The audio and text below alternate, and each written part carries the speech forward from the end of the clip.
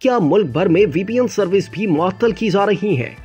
पाकिस्तान में सुस्त internet service से तंग इंटरनेट सार्फिन की जानिब से गुज़िश्ता रोज वर्चुअल प्राइवेट नेटवर्क यानी वीपीएन तक रसाई में मुश्किलात की शिकायत भी सामने आने लगी। वीपीएन का इस्तेमाल उसी वक्त किया जाता है जब मुल्क में कोई वेबसाइट या एप्लीकेशन बंद हो। पाकिस्तान में 6 माह से ज्यादा अरसे से सोशल मीडिया प्लेटफॉर्म एक्स पर पाबंदी आयद है, जबकि आए रोज सुस्त इंटरनेट सर्विस की शिकायत भी सामने आती रहती है। अगस्त 2024 में पाकिस्तान टेलीकम्युनिकेशन अथॉरिटी यानी पीटीए ने वीपीएन के इस्तेमाल पर सख्ती शुरू कर दी थी, जिसका मकसद पहले से पाबंदी का शिकार एक्स तक रसाई को मजीद महदूद करना था। 10 नवंबर बरोज इतवार पाकिस्तान में मुतादिद एक्स सार्फिन ने लिखा कि वीपीएन की रफ्तार को कम करके इसकी रसाई को महदूद किया जा रहा है। कई सार्फिन को वीपीएन कनेक्ट करने में ही दुश्वारी का सामना करना पड़ा। इंटरनेट और वेबसाइट्स की बंदिश को मॉनिटर करने वाली साइट डाउन डिटेक्टर के मुताबिक सार्फिन ने वीपीएन सर्विस, वीपीएन अनलिमिटेड और टनल बेयर पर सर्विस में तातुल की शिकायत की। इस वेबसाइट पर दर्ज की गई तमाम शिकायत का ताल्लुक वीपीएन कनेक्ट करने में मुश्किलात के हवाले से था। इस दौरान मीडिया पर कुछ ऐसी खबरें भी सामने आई कि पीटीए ने इंटरनेट पर दस्तयाब मुफ्त वीपीएन सर्विसेज खत्म करते हुए सार्फिन के लिए वीपीएन के इस्तेमाल के लिए